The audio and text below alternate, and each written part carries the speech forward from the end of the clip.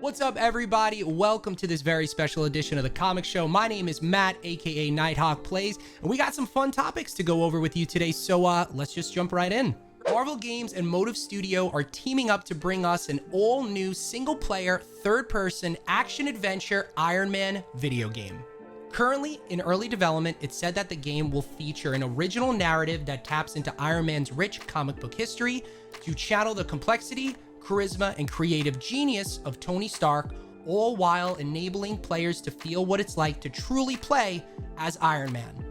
Olivier Proulx, who previously worked on the Guardians of the Galaxy video game, will be leading the team over at Motive Studio, is quoted as saying, "It's an honor and privilege to have the opportunity to make a video game based on one of the most iconic superheroes in entertainment today. We have a great opportunity to create a new and unique story that we can call our own. Marvel is encouraging us to create something fresh. We have a lot of freedom, which is so engaging for the team." In my eyes, and many others most likely, Marvel has been #1 in the movies, in TV, and now in video games with most recently Spider-Man, Miles Morales Spider-Man, the announcement of Wolverine, and now Iron Man. I don't know about all you, but I'm extremely excited to take the skies of presumably New York City as Iron Man in some Mark 6 armor. Thanks to a GIF, yes, a GIF, not a GIF, we may have our first official cameo for Daredevil Born Again. It has been long rumored that Kristen Ritter will be reprising her role as Jessica Jones in Daredevil Born Again. However, the everything insider that is Casey Walsh at the Comic Id may have a different thought on that. It looks like Kristen Ritter is going to have a scheduling conflict that will pull her out of playing Jessica Jones, as she is set to star and be an executive producer on Orphan Black Echoes for AMC. So if she's out, who's in? In a Q&A AMA style tweet fest that Casey was having, a fan asked him, well, who will be replacing Kristen Ritter's Jessica Jones? Well, he responded with an amazing GIF. He could have used any GIF, but he decided to use one of Jon Bernthal's Punisher, saying, no. So you could take that with a grain of salt. You could take it as confirmation. Take it as you may. But I don't know about all you, seeing Charlie Cox back as Daredevil and potentially Jon Bernthal's reprising his role as Punisher, I'll take my cake and eat it too. I don't know about all you. Keanu Reeves, Mr. You're Breathtaking, is back in black. Well, black suit and white shirt and tie. After nearly 20 years from its original release back in 2005, Warner Brothers is actively working on a sequel to Constantine. After nearly 20 years from its original release back in 2005, Warner Brothers Discovery has announced that Constantine 2 is officially in the works. As first reported by Deadline, Keanu will be back as a titular character, Constantine, alongside Francis Lewis and producer Akiva Goldsman. Goldsman will also be penning the screenplay at this time, with the film being produced by Bad Robot's J.J. Abrams and Hannah Minghella. Outside of Constantine 2 officially being in the works, there has been no news about the plot, nor whether any of the actors or actresses are returning. Diamond Hansu, Rachel Weisz, or even the legendary Shia LaBeouf. Shia. Though I am a huge Keanu Reeves fan, Constantine fan, DC fan, I'm a little worried about this. Warner Brothers Discovery has a lot of issues going right now, one of the big ones being their finances. And on top of that, they just recently canceled the Batgirl movie that was supposed to come out on HBO Max and The Caped Crusader. We'll talk about The Caped Crusader here in a few minutes, but it is supposed to be the sequel to the Batman animated series being produced and created by Bruce Timm and the original team.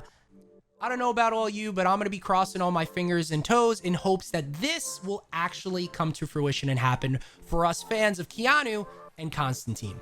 Batman Caped Crusader just got the axe from HBO Max, but there is still hope.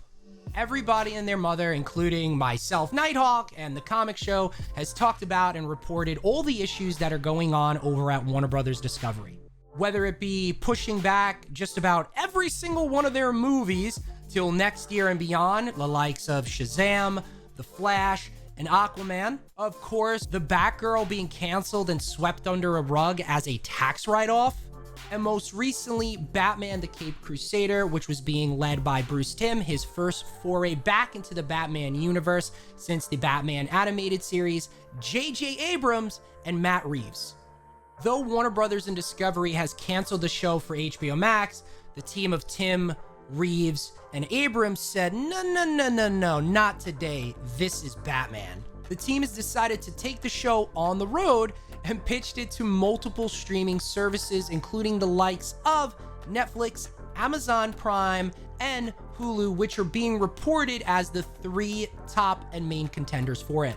With Batman being one of the most popular superheroes and largest IPs, it's hard to believe that Netflix, Amazon Prime, Hulu, and others won't be foaming at the mouth to get their hands on this franchise and get it on its streaming service. I gotta applaud Bruce Timms, J.J. Abrams, and Matt Reeves telling HBO, Warner Brothers, and Discovery, "You're not sending me to the cooler!" Disney's Gargoyles, if you're old enough to remember Gargoyles, and if you're not, you're in luck because it's coming back. So, soaring through the streets of New York, the first preview of the new Dynamite Entertainment series was written by creator Greg Weisman. So we're getting the old flavor back.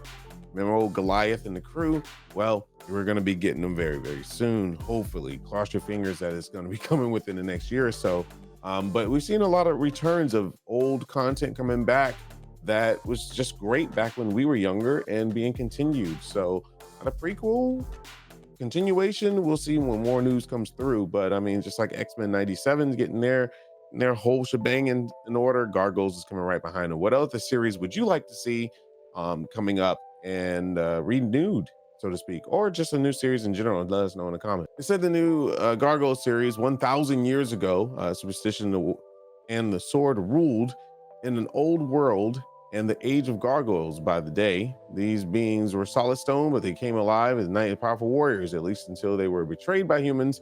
They sworn to protect frozen stone and spell 1,000 years until today. Modern Manhattan risen again to become the defenders of the night for those that have not seen it yet. So it may sound like, why would I be interested in Gargoyles? Just watch it.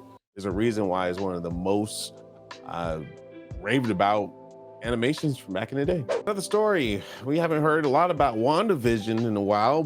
When it first came out, being Marvel's Disney Plus first series, it was a big hit. We had Wanda and another star that made even a bigger splash that got our own series because of a song. Yes, I'm talking about Agatha. And we're finally going to go see her soon. Hopefully, they give it the same treatment that they give WandaVision. So, Midnight Suns writer Ethan Sachs and the artist Luigi Sangaria will explore Agatha Harkness' secret past in the second issue, where her look is also introduced. The variant cover of Midnight Suns #3 by, and if I pronounce your name wrong, I'm so sorry, In-hyuk Lee, along with the design sheet by Zangaria, gives an even better view of changes made to Agatha. For starters, she's much younger in appearance than the first issue of the Midnight Suns. Agatha also sports a new purple costume fit for a sorcerer with black boots and purple arm sleeves on display. A yellow ring on her left hand and her hair that has a silver streak stands out from black. So the good thing is that Agatha's getting a lot of heat. And like I said before on the show, if you haven't seen it, typically when there's a lot of source material and a lot of stuff popping out of nowhere about a character, are we going to get an MCU appearance very soon? As we know that Agatha does have her series based on a big fan hit song through WandaVision. So yeah, yay on Agatha. We'll see more from her soon. Big hit anime video game success, Genshin. If you don't know about Genshin, I'm pretty sure you've seen ads everywhere. It's pretty much on every streaming platform there is, both mobile and PC. Take over. And soon coming to the Nintendo Switch, Genshin Impact. It's getting their own animation series.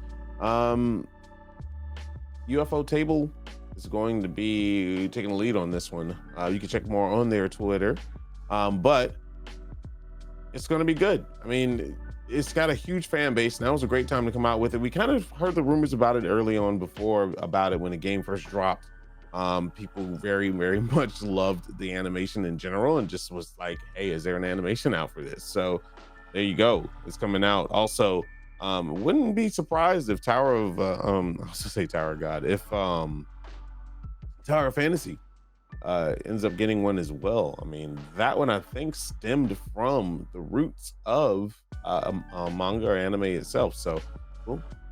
What do you think? What are your thoughts on Genshin Impact getting an animation series? Are you with it, or you think they should just stick to the game? Let us know. And last but not least, let's talk about Marvel's 2022 Comic-Con panel schedule. Thursday, October 6th, we have Captain America Cold War. That's going to be Marvel's special event this week, that week. Friday, October 7th, Marvel Comics Marvel Fanfare with CB Cebulski and the Books of the Future Past. Saturday, October 8th, Marvel Voices, World Outside Your Window, Marvel Comics, The Next Big Thing.